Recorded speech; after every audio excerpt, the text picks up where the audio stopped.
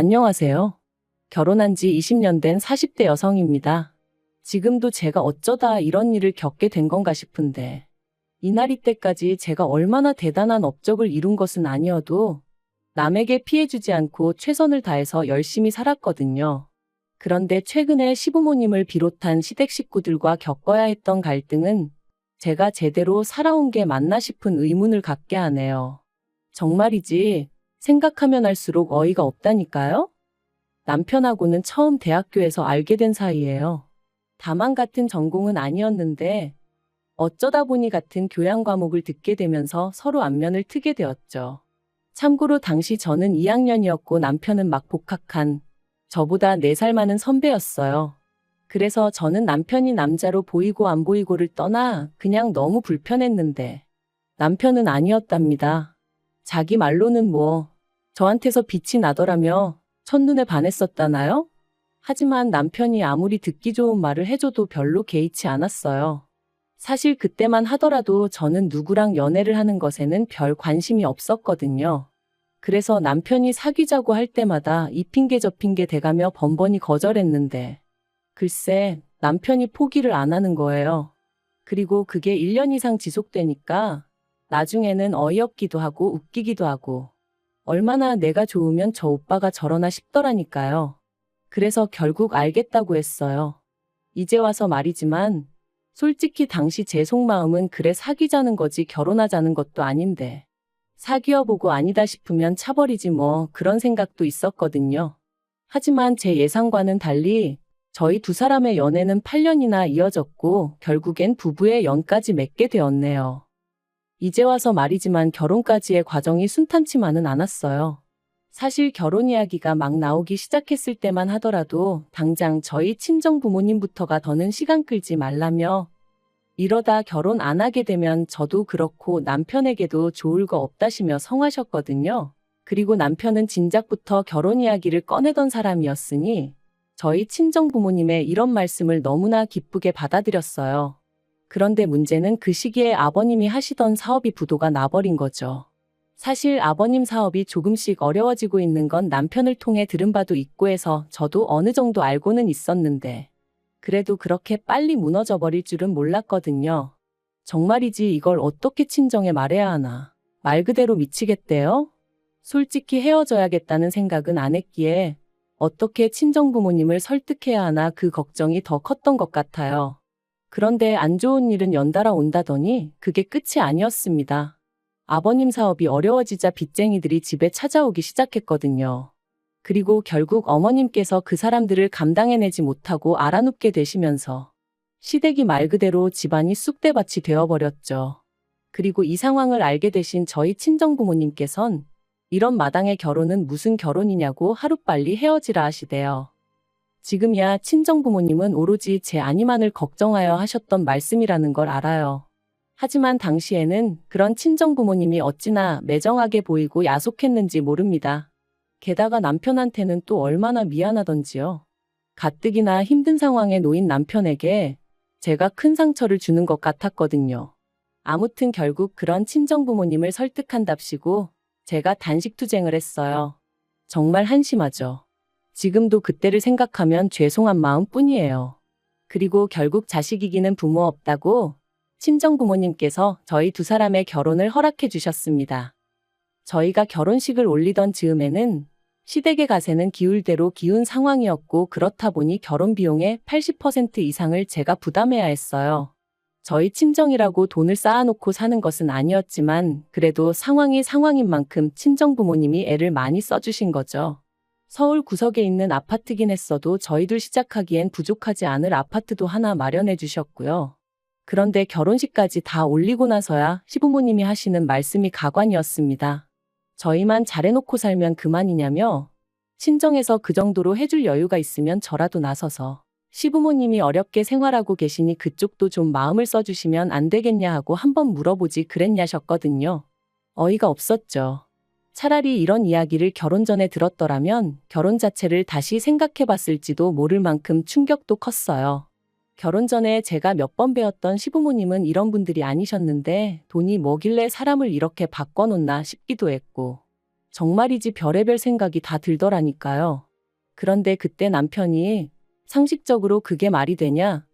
왜 이렇게 뻔뻔하게 나오시냐며 시부모님한테 큰 소리로 따지고 들대요. 사실 저희 남편이 워낙 순한 사람인지라 어려서부터 시부모님한테 제대로 한번 대들어본 적도 없댔는데 그런 모습을 보니 그 와중에 믿고 살아도 되겠다는 생각이 들더라고요. 아무튼 이후로도 이따금씩 시부모님과의 부딪히는 일이 있긴 했지만 그거야 어느 집에서나 있을 수 있는 일이다 생각하고 넘겼어요. 웬만하면 가슴에 쌓아두지 않고 살려고 했고 아니다 싶은 건 확실히 짚고 넘어가기도 했고요. 그리고 그렇게 지내다 보니까 어느 순간부턴 시부모님도 더는 억지 쓰는 일이 없으셨고 저도 어느 정도는 제 입장을 내세울 수 있는 그 정도의 사이가 되대요. 그러다 저희가 결혼한 지 6년 차가 되던 무렵이었습니다. 제가 육아 때문에 쉬다가 복직한 지 얼마 되지 않았을 때기도 했고요. 좀처럼 동네 분들하고 어울리는 일이 없으셨던 어머님이셨는데 하루는 당신도 꽃 구경이 가고 싶으시다며 동네 분들과 나들이를 다녀오시겠다는 거예요. 그래서 저는 잘 생각하셨다고 다녀오시라 했지요. 그런데 며칠 뒤 평소처럼 직장에서 일을 하고 있는데 어머님이 크게 넘어지셨다는 연락을 받았습니다. 놀라서 한달음에 병원으로 쫓아가니 끙끙 앓고 계신 어머님이 누워 계시대요. 어쩌다 넘어지셨냐니까 다른 사람들 걸음이 어찌나 빠르던지 그거 쫓아가다가 넘어지셨다는데 얼마나 속상했는지 몰라요. 그리고 의사가 하는 말이 원래도 관절이 안 좋으셨던 것 같다면서 이참에 수술을 받으시는 게 좋겠다더군요. 어머님도 수술만 받으면 날아다닐 듯 걸어다닐 수 있을 거라 생각하신 건지 받고 싶어 하시는 눈치셨고요. 그래서 제가 신우들에게 상의차 연락을 했는데 신우 둘 다 하는 말이 보험도 없는 양반 무슨 돈으로 수술을 시키냐입니다. 그러면서 노인네가 무슨 나들이는 나들이냐고 그걸 가라고 부추긴 제가 문제라는 식으로 몰아가는데 어이가 없었죠. 자기들은 어머님 모시고 어디 한번 가지도 않았으면서 제가 다 화가 나더라니까요. 그래서 돈 문제면 신경 쓰지 말라고 했어요. 사실 제가 저희 친정부모님 보험 들면서 시부모님 것도 들어놓고 있었거든요. 보험비야 그거 얼마 되지도 않았고 말한다고 신우들이 줄 것 같지도 않아서 그냥 제가 내고 있었고요. 한편 관절 수술을 받으신 이후로 어머님은 계단을 오르내리기를 무척 꺼려 하셨어요. 사시는 곳이 엘리베이터가 없는 빌라다 보니 외출을 하시려면 계단은 피할 수가 없었는데 말이죠. 병원에서도 재활을 위해서라도 계단으로 다니시는 게 좋다고 했지만 적응되기까지는 어쨌든 시간이 필요하기도 했고 그리고 그런 어머님도 어머님이지만 남편이 그런 어머님이 안쓰러워 안절부절 못하는 걸 보니까 제 마음이 너무 안 좋더라고요. 그래서 제가 결단을 내렸습니다. 그건 바로 시부모님을 아파트로 이사를 시켜드리는 일이었죠. 사실 시집 올 때 결혼 미천을 친정부모님이 대주시기도 했지만 그런 와중에 여자도 비상금으로 얼마는 들고 있어야 한다며 친정어머니가 따로 챙겨주신 돈이 있었어요. 그래서 그걸로 제가 주식을 좀 했는데 거기서 생각보다 수익이 좀 났었거든요. 그래서 그 돈에 남편과 제가 같이 모은 적금 그리고 시부모님이 당시 살고 계신 빌라의 보증금 전부 다 싹싹 끌어모으고 그래도 부족한 건 대출받으면 어떻게든 되지 않을까 싶더라고요. 그래서 남편에게 이야기를 꺼내니 남편이 어쩔 줄 몰라 하대요. 고맙다 하면서도 미안하다 그러고 미안하다 하면서도 몇 번이나 고맙다 하고 제 성격이 원래 마음먹은 건 빨리빨리 해치우는 편이다 보니 마음먹은 그날부터 열심히 발품눈품을 팔았습니다. 그래서 덕분에 세대수가 많지 않고 급매로 나온 아파트 하나를 찾긴 했는데 계약 직전에 대출을 조금이라도 줄여볼까 싶은 생각에 신우들에게 연락을 했어요. 아무리 그래도 자기들 부모님 모실 아파트를 마련하자고 하는 건데 얼마라도 보태겠지 싶은 기대도 솔직히 있었고요. 그런데 신우들 하는 말이 남편과 저희 둘이 낸 아이디어 아니냐며 그러니까 저희 둘이 알아서 하라대요. 자기들이 보기엔 시부모님 두 분이 빌라에서도 아무 문제 없이 잘만 지내시는데 저희가 괜히 일을 벌린다는 식으로 말하면서 말이죠. 내심 야박하다 싶었지만 왠지 치사스러운 마음에 저도 두 번은 안 물었습니다. 그러냐고 알겠다 하고 말았네요. 그리고는 어차피 이렇게 된 거 이러나 저러나 제가 집어넣은 돈이 제일 많으니 제 명의로 사서 살게 해드리자 그렇게 된 거였어요. 남편하고 공동 명의로 할까 싶기도 했는데 남편이 그냥 제 명의로 사라고 하더라고요. 그리고 그렇게 시부모님을 아파트로 모셨는데 두 분 다 그때까지도 명의에 대해서는 이런 방구도 없으시더니 갑자기 트집을 잡기 시작하셨어요. 집 사는데 당신들 전세 보증금도 들어갔으면 공동 명의를 했어야 하는 거 아니냐면서 제가 마치 두 분 전세 보증금을 가로챘다는 식으로 말씀을 하시더라고요. 너무 황당하고 어이가 없어서 그러면 처음부터 제가 이사하자고 했을 때 싫다 하시지 그러셨냐니까 그건 또 못 들은 척 하시고 결국 제가 그런 시부모님께 그럼 그 보증금 빼드릴 테니 다시 사시던 곳으로 돌아가시겠냐 물었습니다. 아니면 대출이고 뭐고 두 분이서 다 갚으시겠냐고 그러면 저는 제 돈 다 빼서 나가겠다고요. 그랬더니 그제서야 더는 입 딱 다무시고 명의 가지고 왈가왈부를 안 하시더라니까요. 물론 이후로도 다른 시시콜콜한 일들로 제 속을 긁으시기 일쑤였지만요. 한편 남편과의 결혼 생활은 어느새 안정기에 접어들어 여러 가지로 만족스러운 나날이었어요. 남편이나 저나 서로 싫다하는 건 안 하는 성격이다 보니 서로 마음고생시키는 일도 없었고 종종 주변에서 신혼이냐 물을 만큼 사이가 좋았답니다. 그런데 그런 남편이 올해 초 퇴근길에 신호등 건너다가 버스에 치여서 제대로 인사도 못하고 떠났어요. 앞으로 한 10년만 더 일하고 은퇴하자. 은퇴해서 우리 둘이 여기저기 여행 다니며 재밌게 살자. 그 무렵 남편이 입버릇처럼 하던 말이었는데 그렇게 허무하게 떠나더라고요. 인생 참 별거 없다 싶대요. 그러다 지난달이었습니다. 웬일로 시부모님도 그렇고 신우들까지 저더러 만나자고 하더라고요. 여러 가지로 정리를 좀 해야 하지 않겠냐면서 말이죠. 그리고 그때 직감적으로 돈 이야기를 하려는 건가 싶더라고요. 남편 생전에 시부모님 생활비 대부분을 저희가 담당했었거든요. 참고로 시부모님한테 저희가 100만 원, 신우 둘이 각자 25만 원씩 보내드리다가 남편 떠나고 나서는 제가 보내드리던 돈을 줄였습니다. 맞벌이에서 당장 외벌이가 된 것도 있었고 어쨌든 산 사람은 살아야 된다고 저도 저지만 미술 전공이던 딸의 수업료를 생각하면 어쩔 수 없는 선택이었죠. 그래서 50만 원만 보내드린다 말씀드렸고 아버님 어머님 두 분 다 수학이 너머로 목소리가 좋진 않으셨지만 알아서 하라고 하시대요. 그리고 솔직히 그 당시 저에게는 두 분 기분을 헤아려 드릴 만한 여력이 없기도 했고요. 아무튼 그렇게 약속 당일 시댁에 다 같이 모였는데 큰 신우가 먼저 저에게 할 이야기가 있다고 하더니 생각지도 못한 아파트 명의 이야기를 꺼냈습니다. 그리고 이어지는 말이 얼마나 어이가 없었는지 몰라요.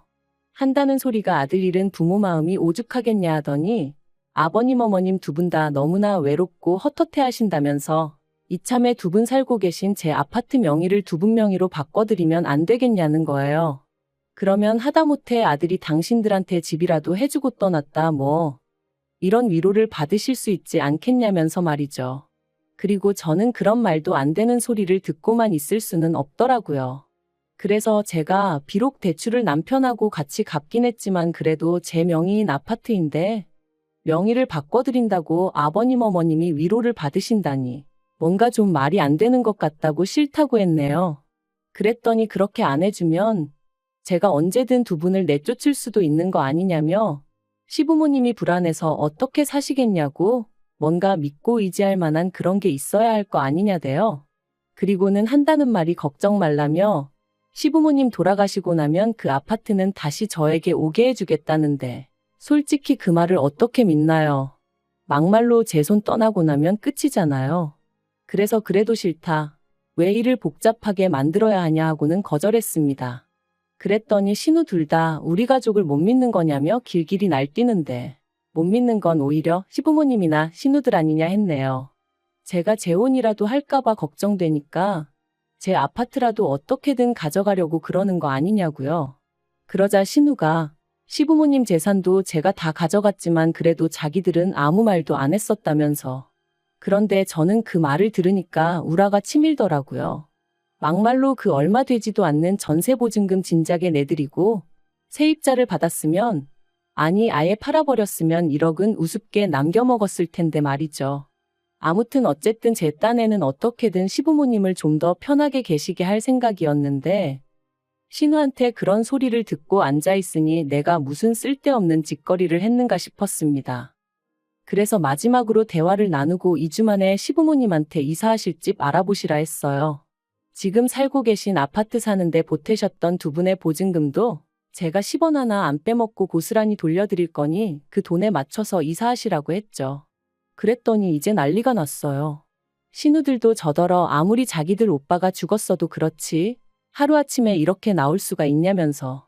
그런데 제가 느낀 건 남편 죽고 나서 오히려 저를 가족이 아니라고 선포한 건 시부모님과 신우들이었거든요. 하지만 더 황당한 건 그런 와중에 시부모님이 저를 상대로 생활비를 가지고 흥정을 하려 하셨다는 거예요. 이사를 갈 때 가더라도 생활비는 예전처럼 100만 원씩 보내라고, 그러지 않으면 하늘에 있는 당신들 아들이, 그러니까 저희 남편이 저를 용서치 않을 거라나요? 그리고 저도 이때는 눈에 뵈는 게 없었어요. 그래서 남편 죽고 며느리가 시부모 생활비 챙겼다는 얘기는 들어본 적이 없다고, 생활비도 이제 못 드린다 그러니 연락하지 마시라 그렇게 내질러 버렸죠. 그리고 이후로 변호사를 만났는데 변호사 말이 저더러 신경 쓸 거 하나 없답니다. 여러 가지 조건을 살펴봐도 제 명의로 된 아파트고 명의자인 제가 그럴 의사가 없는 한 시부모님이 제 아파트를 가로채는 건 가당치도 않은 일이라면서 말해요. 그리고 저희 딸도 이젠 제가 자기 할머니나 고모들한테 어지간히 시달리는 걸 눈치챘던 건지 자긴 상관없으니 엄마 하고 싶은 대로 해 그러더라고요. 그래서 결국 친정에 들어가서 사는 쪽으로 얘기가 되어가고 있어요. 남편하고 살던 아파트는 당분간 비워두고 어머님 아버님 사시는 아파트는 생각만 하면 한숨부터 나오는 게 지금 이사 안 가신다고 버티고 계시거든요. 일단 겨울은 계시게 해야 되나 싶기도 하고.